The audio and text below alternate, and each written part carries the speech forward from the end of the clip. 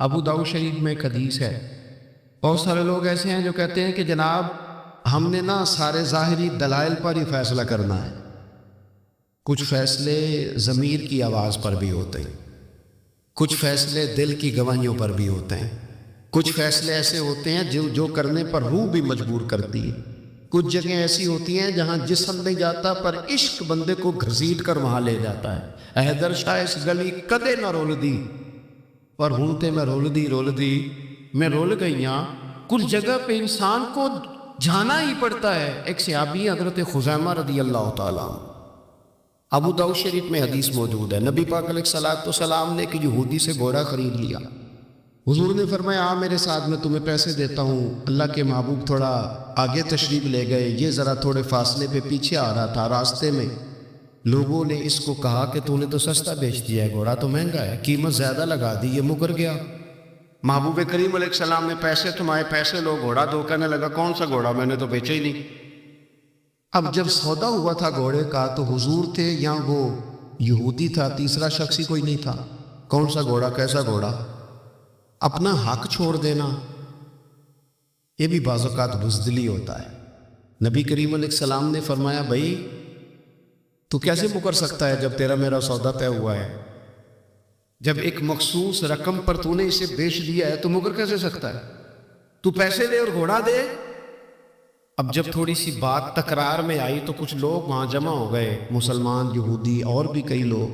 وہ یہودی کہنے لگا جی آپ اس طرح کریں، ایک گواہ دے دے، میں زیادہ نہیں مانگتا، ایک دے دے. ایک بندہ کہہ دے کہ یہ گھوڑا میں نے بیچا ہے اور آپ نے خریدا ہے تو میں آپ کے حوالے کر دوں گا. وہاں بندہ کوئی دوسرا موجود ہی نہیں تھا تو گواہ کسے پیش کیا جائے.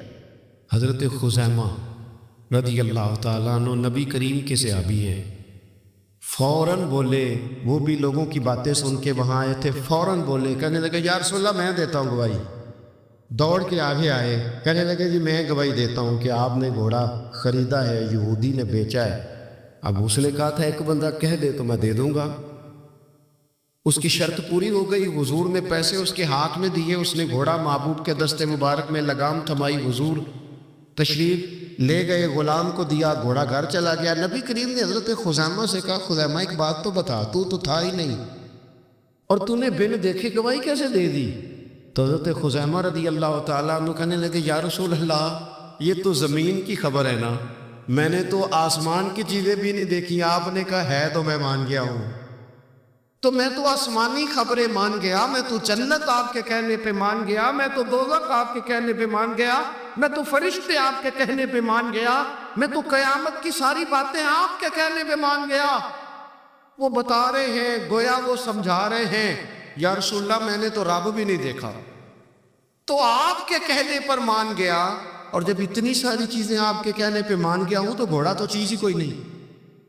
اب دیکھیے حضور کا تبصرہ یہاں کیا ہے. انہوں نے ایمان کا مرکز و محور ذات مصطفیٰ کو سمجھا. ان کو سمجھ آئی کہ کل کائنات حضور کی ذات ہے. اب حضور سید عالم علیہ السلام نے اس بات کو سن کر اعلان کیا فرمایا. حضور فرمانے لگے لوگوں جہاں بھی شرعی گواہی کی ضرورت ہو نہ دو گواہ چاہیے ہوتے ہیں، لیکن جہاں میرا یہ خزیمہ موجود ہو ایک کی گواہی دو کے برابر شمار کی جائے. جناب بڑا اعزاز، نظریاتی طور پر اتنی زیادہ پختگی. جب تک اپنے ایمان کا مرکز اور محور ذات مصطفیٰ کو نہیں سمجھا جاتا. ایک اور بھی بات عرض کروں، کئی کام ہوتے ہیں، وہ کام تو ہوتے ہیں پر خشک بڑے ہوتے ہیں. کچھ ڈیوٹیاں تو ہوتی ہیں لیکن وہ ڈیوٹیاں تھکا بڑا دیتی ہیں. کچھ سفر تو ہوتے ہیں پر وہ سفر پورے وجود کو توڑ پھوڑ کے رکھ دیتے ہیں. لیکن کچھ کام ایسے ہوتے ہیں جو بندہ بڑے ذوق سے کرتا ہے. کچھ ڈیوٹیاں ایسی ہوتی ہیں کہ بندہ کہتا ہے کبھی 2 گھنٹے اور کرنی پڑ جائے نا. کچھ سفر ایسے ہوتے ہیں کہ جس میں بندے کا دل کرتا ہے یا اللہ یہ سفر کبھی روز ملے نا. چلے نہیں سمجھ آتی تو ایک سادی سی کسی شاعر نے بات کی ہے. اس نے کہا ہے کہ دنیا اندیا سفراں تو بندہ تھک بھی تو جاندا ہے نا، پر سفر مدینے دا ہر بار ہی بڑا سونا. کچھ سفر تھکاتے نہیں نا، اکتاہٹ نہیں ہوتی. کچھ چیزیں انسان ذوق سے کرتا ہے، اس کی طبیعت. اگر نبی پاک علیہ السلام کی ذات کے ساتھ دل کی قلبی وابستگی ہو جائے، دین کا کام تھکاوٹ پیدا نہیں کرتا. مسجد کی حاضری بوجھ نہیں بنتی. انسان کے لیے کوئی بھی خیر کا کام کرنا مشکل نہیں ہوتا. اس کا وجود ڈھل سا جاتا ہے. اس کی طبیعت اس طرح کی ہو جاتی ہے کہ جیسے سارے نور سے ہو کر آگ. شرط یہ ہے کہ کامل محبت ہو. آج کل ڈھیروں لوگوں کو دعویٰ ہے حضور کی محبت کا, ڈھیروں لوگوں, اور بالکل ٹھیک ہے, ہونا بھی چاہیے, لیکن اپنے آپ سے پوچھ لینا چاہیے اچھی طرح سے. ہمیں اچھی طرح سے غور کر لینا چاہیے کہ شہرت زیادہ پیاری ہے کہ حضور. یہ ہمیں غور کرنا چاہیے. ہمیں غور کر لینا چاہیے کہ دولت زیادہ پیاری ہے کہ نبی پاک علیہ الصلوۃ والسلام کی ذات. ہمیں غور کرنا چاہیے کہ برادری اور قبیلے کی رسمیں زیادہ پیاری ہے یا حضور کے دین کی بات زیادہ پیاری. ہمیں پہلے غور کر اپنی ترجیحات کا تعین کرنا چاہیے, اور پھر ہمیں اپنے دل سے یہ بھی پوچھنا چاہیے کہ تیرا فلاں دوست سے ملنے کو تو بار بار دل کرتا ہے, اہل خانہ کو, گھر والوں کو ملنے کو تو تیرا بار بار جی چاہتا ہے, کیا تیرے دل میں کبھی بیٹھے بیٹھے تڑپ اٹھتی ہے بیٹھے بیٹھے, اور کبھی تیری آنکھ کے باہر آتی ہیں کہ رب کوئی موقع بنا دے اور میں جا کے حضور کا شہر مبارک بھی دیکھوں. اچانک دل کرتا ہے نا کسی شخص سے بات کرنے کو, تو کیا بالکل بیٹھے بیٹھے کبھی اچانک نعت سننے کو بھی دل کرتا ہے کہ نہیں؟ کبھی اچانک حضور کی سیرت کی طرف بھی توجہ بیٹھے بیٹھے چلی جاتی ہے کہ نہیں؟ دیکھیں, کوئی بندہ بھی انکار نہیں کرے گا جب کسی سے کہا جائے گا کہ مجھے حضور علیہ السلام سے بڑی محبت ہے, لیکن آپ کو کس سے محبت ہے, آپ کس سے پیار کرتے ہیں, یہ صرف آپ کو ہی پتہ ہوتا ہے.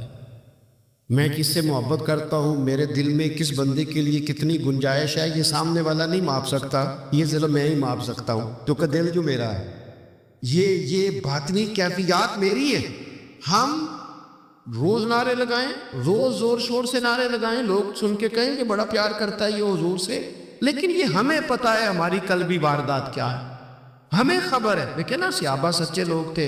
حضرت عمر رضی اللہ تعالیٰ عنہ حضور کی بارگاہ میں حاضر ہیں, تو عرض کی یا رسول اللہ صلی اللہ تعالیٰ علیہ وسلم, مجھے آپ ہر چیز سے زیادہ پیارے ہیں, لیکن حضور مجھے لگتا ہے مجھے اپنی جان آپ سے زیادہ پیاری ہے.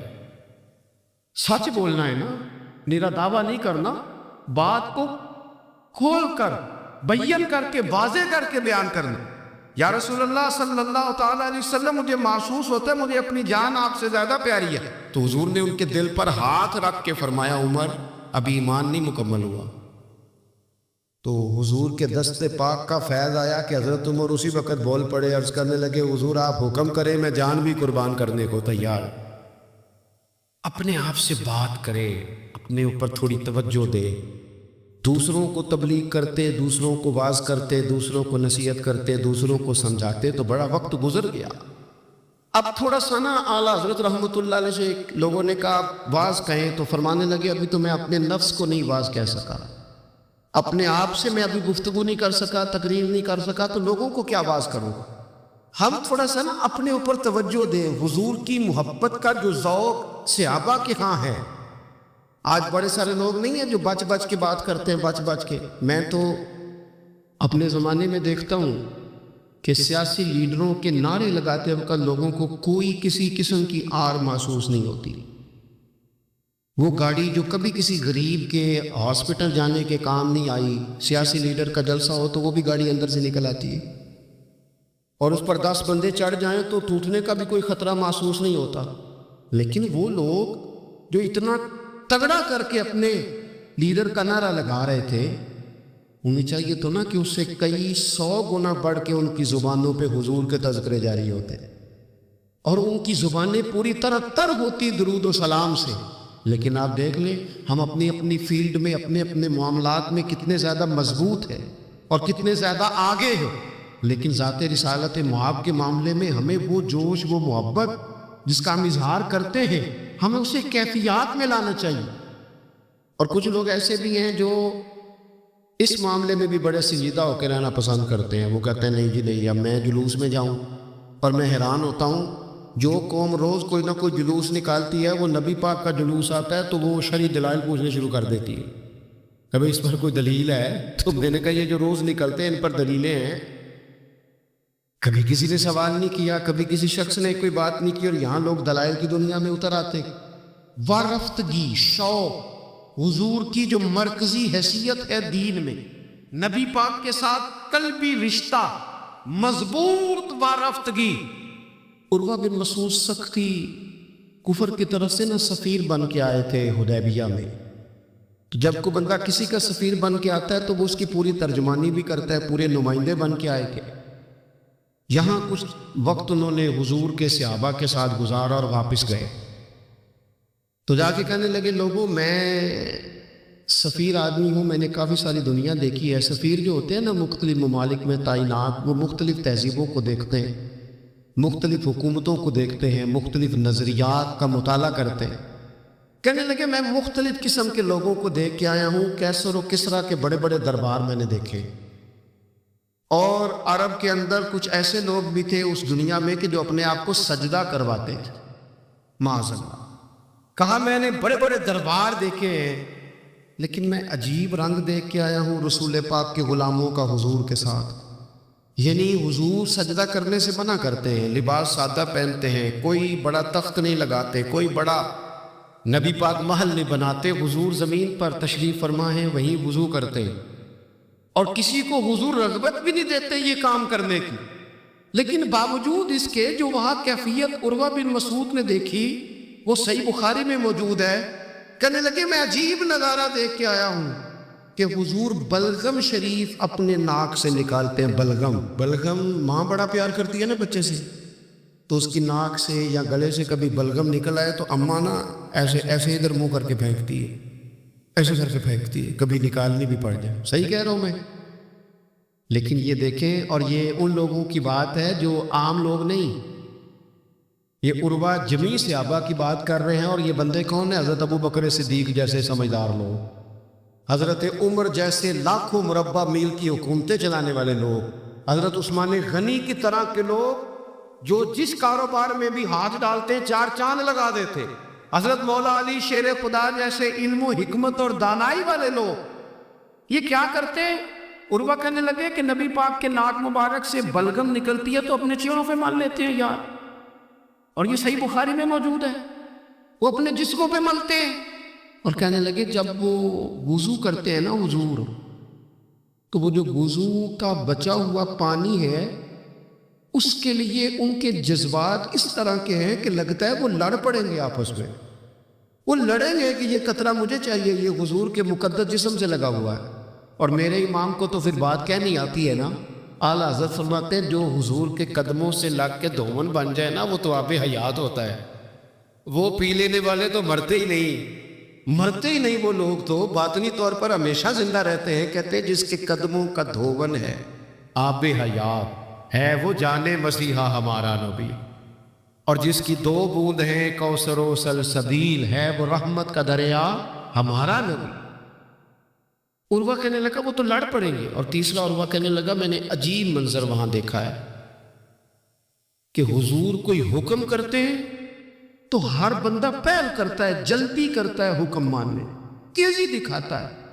اور تیسرا میں نے یہ دیکھا ہے جب حضور گفتگو کرتے ہیں تو ان پر اس طرح کا روگ طاری ہوتا ہے کہ وہ تو نظر بھر کے حضور کا چہرہ بھی نہیں دیکھتے. کہنے لگا یہ کیفیات میں ان لوگوں کی دیکھ کے آیا ہوں جو اپنے حبیب سے اتنی محبت کرتے ہیں. وہ کبھی بھی حضور کے دین کا جھنڈا نیچے نہیں آنے دیں، وہ کبھی بھی کسی کفر کی نفاق کی سازش کو آگے نہیں بڑھنے دیں گے. تو کافر تو کل بھی اس بات کا اظہار کر رہا تھا کہ ہمیں جو ڈر لگتا ہے مسلمانوں سے وہ اس بات سے لگتا ہے یہ اپنے نبی کے ساتھ بڑے جڑے ہوئے، ان کا رشتہ حضور کے ساتھ بڑا مضبوط، اور امت سوال جواب کر رہی ہے. امت ترازو لے کے بیٹھی ہے کہ اتنا علم تھا معاذ اللہ اور اتنا نہیں تھا، یہ کر سکتے تھے اور یہ نہیں کر سکتے، ان کو یہ کہنا چاہیے اور یہ نہیں کہنا چاہیے. بھئی یہ تو ہمارے بزرگ پرانا فیصلہ کر گئے. وہ کہتے ہیں بعد از خدا بزرگ توئی قصہ مختصر، اور حضور رب کے بعد سب سے بڑے ہیں، یہی مختصر قصہ ہے.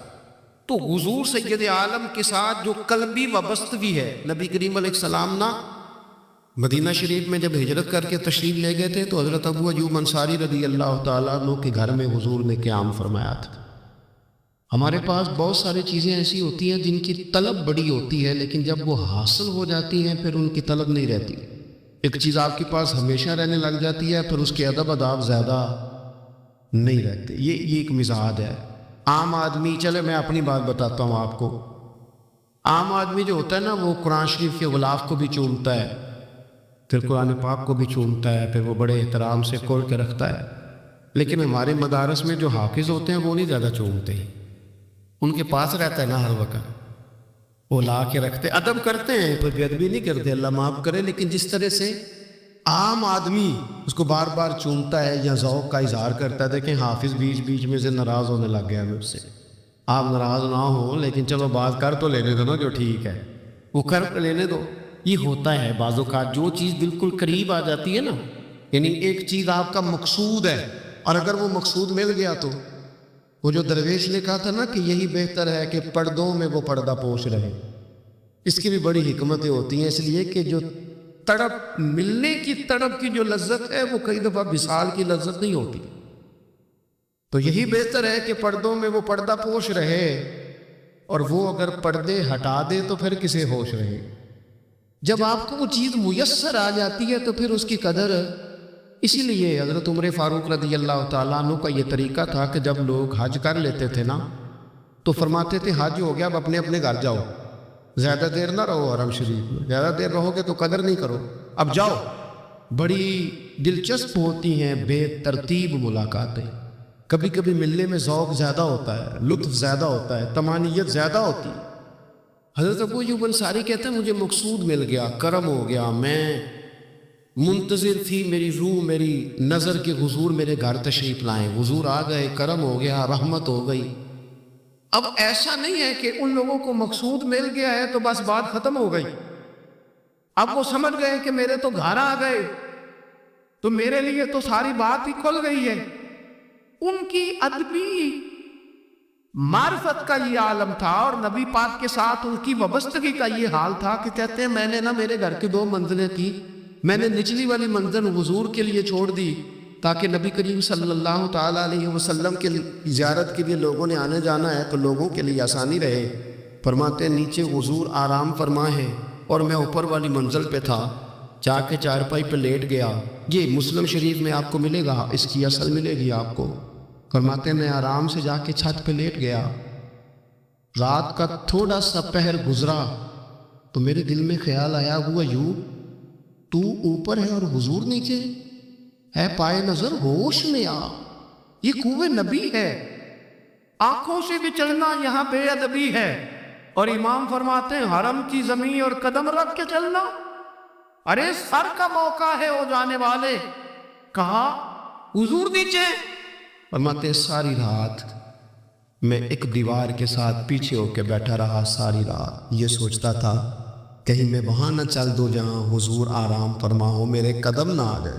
میں تڑپتا رہا، مقصود پاس آ گیا ہے، وہ چیز حاصل ہو گئی ہے، لیکن اس کی تڑپ میں اضافہ ہوا ہے، احترام بڑا ہے. یعنی اب سوچ رہے ہیں کہ میں ان کا ادب کیسے کروں، ان سے محبت کیسے کروں، کس اعزاز سے انہیں بٹھاؤں. فرماتے ہیں کہ تڑپ کے میں صبح حاضر بارگاہ ہوا، میں نے کہا یا رسول اللہ کریم کرم ہو جائے، میری تو بساط ہی نہیں، میں چھت پہ کیسے گزارا کروں گا.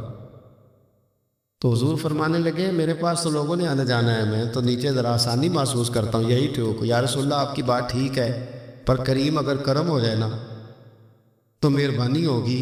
اللہ کے رسول نے جب نظر مبارک اٹھا کے حضرت ابو ایوب انصاری کا چہرہ دیکھا نا، خیال آیا مسلمان نیک و بد پہچان جاتے ہیں اور محمد تو آدمی کے دل کی باتیں جان جاتے ہیں صلی اللہ تعالی علیہ وسلم. حضور نے جب نظر فرمائی اور ان کی آنکھوں میں چمکتے ہوئے آنسو دیکھے تو حضور فرمانے لگے میں سمجھ گیا ہوں تو نہ اوپر رہ پائے گا نہ سو پائے گا، تو بچے لے کے نیچے آ جا، میں ہی اوپر چلا جاتا ہوں. صحابہ کی وہ جو خاص قلبی کیفیات ہے رسول پاک کے ساتھ. میرے سنگیوں دیکھو میلاد شریف کا جو جھنڈا ہے وہ بھی میلاد شریف کا ہی ہے، وہ میلاد کا جھنڈا. ایسا نہ ہو کہ میلاد کا جھنڈا کسی گلی میں پڑا ہوا نظر آئے، میلاد پہ چھپنے والا اشتہار پوسٹر کسی جگہ گرا ہوا نظر آئے. یہ جو لنگر شریف ہے نا، تبرک کے چاول، یہ حضور کے میلاد سے وابستہ ہے، یہ گلیوں میں بکھرے ہوئے نظر نہ آئے. اس طرح کی کیفیات نہ ہو کہ محسوس ہو کہ جناب یہ تو احترام والے لوگ ہیں، یہ لوگ تو حضور کی محبت کی بات کرتے ہیں. محبوب کی نسبتوں کا احترام بھی محبت ہی کا ایک پہلو ہوتا ہے. خاص وارفتگی نبی پاک کی ذات کے ساتھ خاص. ان لوگوں نے نا ان چیزوں کو بھی چھیڑا جن کی شریعت میں گنجائش تھی۔ شریعت کے دو حکم ہیں، ایک عزیمت ہے، ایک رخصت ہے۔ ایک یہ ہے کہ اگر حالات بڑے سخت ہیں، بڑے گڑبڑ ہیں، تو آپ تھوڑی دیر کے لیے سائڈ پہ ہو جائیں، رخصت ہے، اجازت ہے۔ اور ایک یہ ہے کہ آپ ڈٹ جائیں نا حالات کے سامنے، پھر اللہ مددگار ہے۔ ایک یہ ہے کہ گنجائش ہے، اور ایک یہ ہے کہ دل نہیں میرا مانتا، میں گنجائش کا کیا کروں، میری طبیعت نہیں مانتی۔ چلے ایک بات اور کھول دیتے، ایک ہوتا ہے حکم، ایک ہوتی ہے رضا۔ ان دونوں میں فرق ہوتا ہے۔ وہ جی میں نے حضرت صاحب سے کہا جی مجھے اجازت ہے میں جاؤں، انہوں نے کہا جاؤ، میں چھٹی لے کے آیا ہوں۔ بھائی آپ نے چھٹی مانگی تھی، حضرت نے دے دی، استاد جی نے دے دی، یہ تو حکم ہے، لیکن تمہیں بھانپنا چاہیے تھا نا ان کی مرضی کیا ہے، ان کی رضا کیا ہے۔ رضا تو اس طرح کی ہوتی ہے کہ مکتب عشق کا دستور نرالا دیکھا، اس کو چھٹی نہ ملی جس نے سبق یاد کیا۔ میرا ایک دیہاتی ماحول سے تعلق ہے۔ ہمارے سرکاری اسکولوں میں نا ایک مانیٹر بنا دیتے تھے، جو بچہ لائق ہوتا تھا نا وہ مانیٹر بن جاتا تھا، حالانکہ لائق ہوتا تھا، سیانا ہوتا تھا، لیکن مانیٹر بن کے نا اس کی ذمہ داری بڑھ جاتی تھی، پھر اس کو کنجیاں مل جاتی تھی، اسی نے سب سے پہلے آنا ہے، اس نے سب سے بعد میں جانا ہے، ہر چیز اس کے سپرد۔ پیار جو زیادہ کریں ان کی ذمہ داریاں بھی زیادہ ہوتی ہیں۔ یہ کیا بات ہوئی کہ میری محبت زیادہ ہے تو میں مسجد میں غیر حاضر ہوں، میں حضور کا میلاد شریف زیادہ مناتا ہوں تو میں نے سنت شریعت کو اپنایا ہی نہیں۔ محبت مجھے حضور سے زیادہ ہے، لیکن حضور نے جو حقوق العباد ادا کرنے کا سبب پڑھایا ہے اس پر میری توجہ ہی نہیں۔ بھئی اگر آپ کا پیار زیادہ ہے تو پھر آپ کی ذمہ داری بھی زیادہ ہے، پھر آپ کو زیادہ حساس ہونا چاہیے۔